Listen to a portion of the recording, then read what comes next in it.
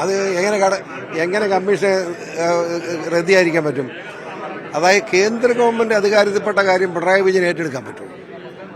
പിണറായി വിജയൻ ഇതിപ്പോൾ ഒരു മഠയത്തരം കാണിക്കാനല്ല. കാരണം മുനമ്പ് വിഷയിൽ അവിടുത്തെ പാവപ്പെട്ട ആളുകൾക്ക് ഭൂമി കൊടുത്തേ മതിയാവും. അത് മസ്റ്റാണ്, അതിനാർക്കും തർക്കമില്ല. പക്ഷെ വേറെ വലിയ പ്രശ്നമുണ്ട്. അത് സംബന്ധിച്ച് ഒരു കീഴ്ക്കോടതി വിധി ഇത് മറ്റേ കമ്മീഷൻ അവരുടേതാണെന്നും പറഞ്ഞു.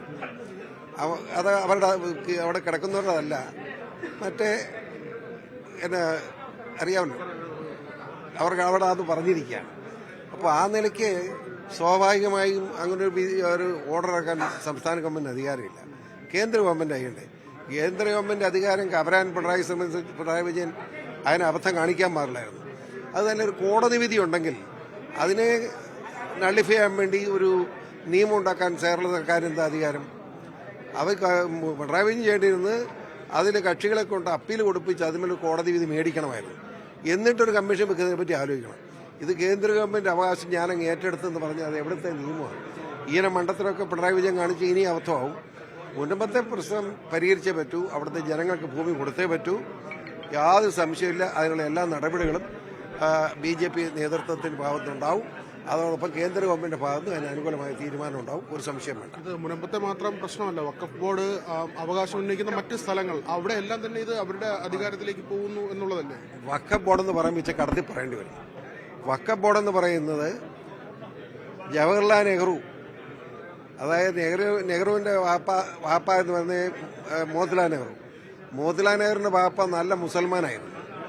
അപ്പോൾ ജവഹർലാൽ നെഹ്റു മുസൽമാനാണെന്നുള്ള ആരോപണമല്ല, അങ്ങനെ തെറ്റിദ്ധരിക്കട്ടെ. മുസൽമാനെന്ന് മോശമൊന്നുമല്ല, മുസൽമാന്റെ കുഴപ്പം. പക്ഷേ ആ മുസൽമാൻ എന്ന മനസ്സുള്ള നെഹ്റു വന്ന് ഭൂമി കൊടുക്കുകയായിരുന്നു. നെഹ്റു വന്നിട്ട് ഇന്ത്യയും പാകിസ്ഥാനായിട്ട് വിഭജിച്ചപ്പോൾ ഇന്ത്യയിൽ നിന്ന് പോയ മുസ്ലിങ്ങളുടെ സ്ഥലം കേന്ദ്ര ഗവൺമെന്റ് പോയ അത് മുഴുവൻ കൂടെ വഖഫ് ബോർഡിന് വിട്ടുകൊടുത്തപ്പോഴാണ് വഖഫ് ബോർഡ് സമ്പന്നമായി. വഖഫ് ബോർഡ് സമ്പന്നമായെന്ന് മാത്രമല്ല, ഇന്ത്യയിലെ മൂന്നാമത്തെ ഭൂവുടമയായി മാറി. അത് തന്നെ നെഹ്റു ചെയ്തത് ശരിയാണ്. ആലോചിക്കേണ്ട പ്രശ്നം, നെഹ്റു ചെയ്തതിനകത്ത് തെറ്റുണ്ട്. ഇതെല്ലാം പൊതുസമൂഹം ചർച്ച ചെയ്യട്ടെ. ഏതായാലും ഒരു കാര്യം പറയാം, വഖഫ് ഭൂമി എന്നും പറഞ്ഞ് പാവങ്ങളുടെ ഭൂമിയെല്ലാം കൂടെ പിടിച്ചെടുക്കാമെന്ന് ആരെങ്കിലും ആഗ്രഹിച്ചാൽ നടക്കാൻ പോകുന്നില്ല. ഭരിക്കുന്നത് നരേന്ദ്രമോദിജിയാണ്, അമിത്ഷാജിയാണ്, BJP ആണ് ഭരിക്കുന്നത്.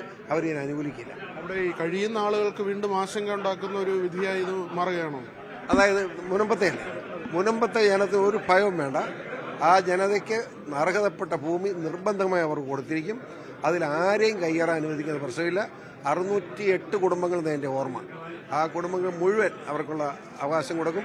അവിടുത്തെ പള്ളി ഉൾപ്പെടെ, അവിടെ ക്ഷേത്രം ഉൾപ്പെടെ, അവിടെയുള്ള ആരാധനാലയങ്ങളെല്ലാം, പള്ളി ക്ഷേത്രം മാത്രമല്ല, ഏത് ആരാധനകളുണ്ടോ ആരാധനാലയങ്ങൾക്കും അതിന് അനുവാദം കൊടുക്കും. ഒരു സംശയം, നിയമപരമല്ല ഈ നിയമനം എന്നാണ് ഹൈക്കോടതി കണ്ടെത്തിയിരിക്കുന്നത്. അപ്പൊ അതിൽ എന്താണ് ചെയ്യാൻ കഴിയുന്നത്? BJP അതിൽ എന്ത് നിലപാടായിരിക്കും? BJP വളരെ ശക്തമായിട്ട് BJPയുടെ അഭിപ്രായം എന്താണോ ആ അഭിപ്രായത്തോടെ യോജിക്കുന്ന വിധിയാണല്ലോ കേന്ദ്ര ഗവൺമെന്റ് നടത്തിയിരിക്കുന്നത്. അപ്പൊ അത് മതി. പിന്നെ പാവങ്ങളുടെ ഭൂമി വാങ്ങി കൊടുക്കും, ഒരു സംശയം വേണ്ടെന്ന്, അതിന് തർക്കം വേണം. ധൈര്യമായിട്ട് അവിടെ ഇരുന്നു, ഒരു തർക്കവും വേണ്ട. ചുമ്മാ പിണറായി വിജയൻ അങ്ങോട്ടും ഇങ്ങോട്ടും വിട്ട് മനുഷ്യരെ തട്ടിത്തട്ടാൻ 608 പാവപ്പെട്ട കുടുംബങ്ങൾ, മത്സ്യത്തൊഴിലാളികളാണ് മുഴുവൻ. ആ പാവങ്ങളുടെ ജീവനും സ്വത്തിനും സംരക്ഷണം കൊടുക്കാൻ കഴിയാതെ BJP മുന്നോട്ട് പോകുന്ന പ്രശ്നമില്ല. ധൈര്യമായിട്ടിരുന്നുള്ളത്.